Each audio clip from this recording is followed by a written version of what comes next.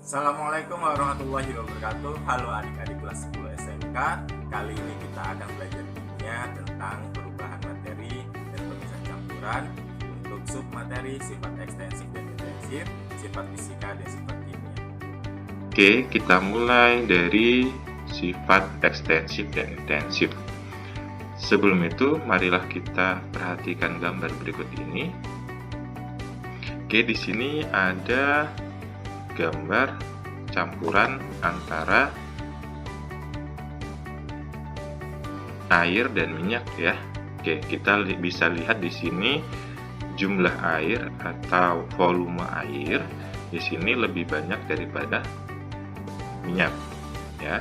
Apabila air ini kita tambahkan dan minyak juga kita tambahkan, berarti nanti jumlah atau volume dari air dan minyak akan berubah ya.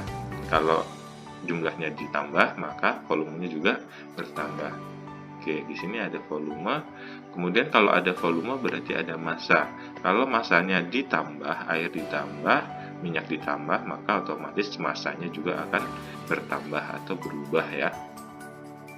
Kemudian di sini dapat kita lihat warna dari air itu tidak berwarna, sedangkan minyak itu berwarna kuning kemasan ya. Oke, apabila air di sini kita tambahkan kemudian minyak kita tambahkan, apakah warnanya akan berubah?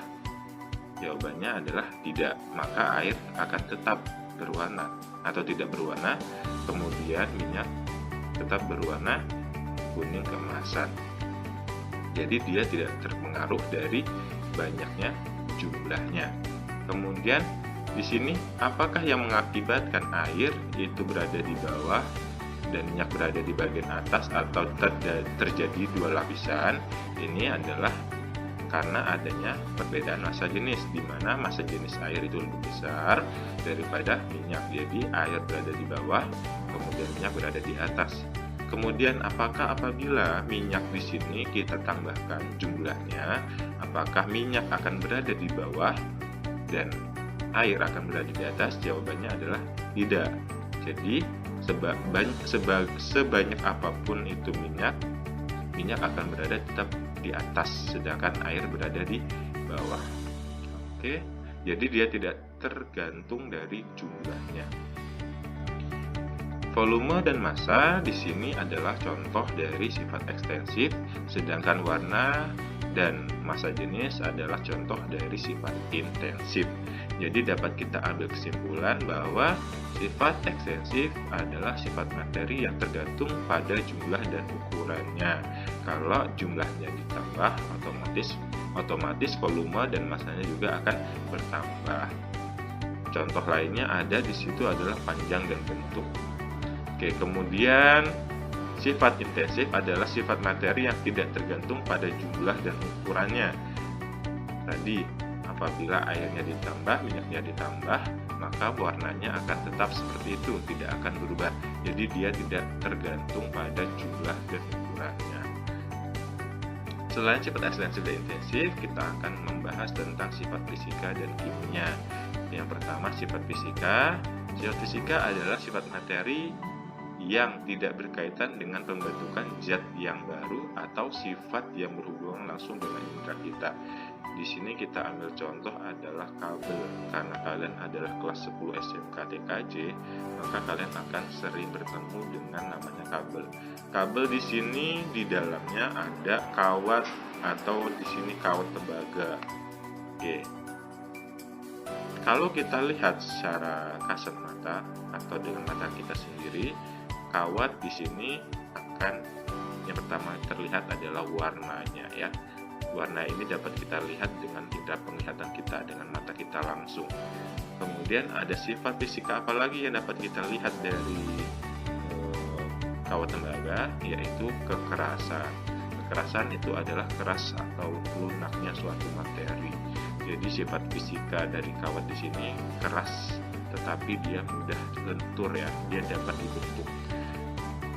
Kemudian Daya hantar listrik. Kawat di sini digunakan sebagai pengisi atau pengisi kabel karena dia dapat menghantarkan listrik dengan baik, atau kalau tidak, istilahnya adalah konduktor, yaitu benda yang dapat menghantarkan listrik, sedangkan isolator adalah benda yang tidak dapat menghantarkan listrik.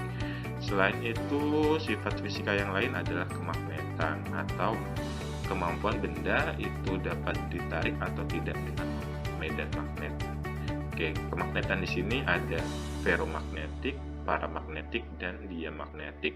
Ferromagnetik adalah benda yang dapat ditarik kuat oleh magnet, paramagnetik adalah benda yang ditarik lemah oleh magnet, sedangkan diamagnetik adalah benda yang tidak dapat ditarik oleh magnet. Kawat di sini termasuk ke dalam ferromagnetik karena dia dapat ditarik oleh magnet. Sifat yang lain itu ada wujud zat. Oke, wujud zat misalkan di sini ada air. Air dalam suhu normal dia akan berwujud cair. Tetapi apabila air ini kita berikan suatu suhu di bawah atau sampai dengan 0 derajat Celcius, maka dia akan berbentuk padat dalam bentuk es. Kemudian apabila air kita didihkan atau kita naikkan suhunya menjadi 100 derajat Celcius, maka air akan berbentuk gas atau uap air ya. Selain itu, sifat fisikal yang lain adalah titik didih. Titik didih adalah suhu perubahan wujud cair menjadi gas. Ya tadi, air dididihkan maka akan menjadi gas. Dia adalah air. Dia hanya berubah wujud saja, tidak membentuk zat yang baru, hanya wujudnya saja yang berubah menjadi gas. Kemudian selain titik didih ada titik beku, yaitu suhu perubahan wujud cair menjadi padat. Air yang awalnya cair menjadi es berbentuk padat, bentuknya saja yang berubah tetapi tidak membentuk zat yang baru, masih sama-sama adalah air. Kemudian yang terakhir adalah titik leleh adalah suhu perubahan wujud padat menjadi cair atau kebalikan dari titik beku. Oke. Kemudian sifat kimia adalah sifat materi yang berkaitan dengan kemampuan bereaksi dengan zat lain dan membentuk zat yang baru. Dia bereaksi dengan zat lain, kemudian membentuk zat yang baru. Misalkan di sini ada kertas. Apabila kertas kalian bakar, maka kertasnya akan berubah menjadi abu. Kertas yang awalnya berbentuk kertas lembaran, dia akan membentuk abu. Apakah abu ini akan berubah menjadi kertas? Tidak ya. Maka di sini ada yang namanya proses keterbakaran atau sifat yang menunjukkan mudah atau sukanya suatu materi terbakar. Contoh lainnya adalah bensin. Bensin itu dia mudah terbakar. Kemudian ada daya ionisasi atau sifat yang menunjukkan mudah atau tidaknya suatu zat mengion pada suatu pelarut.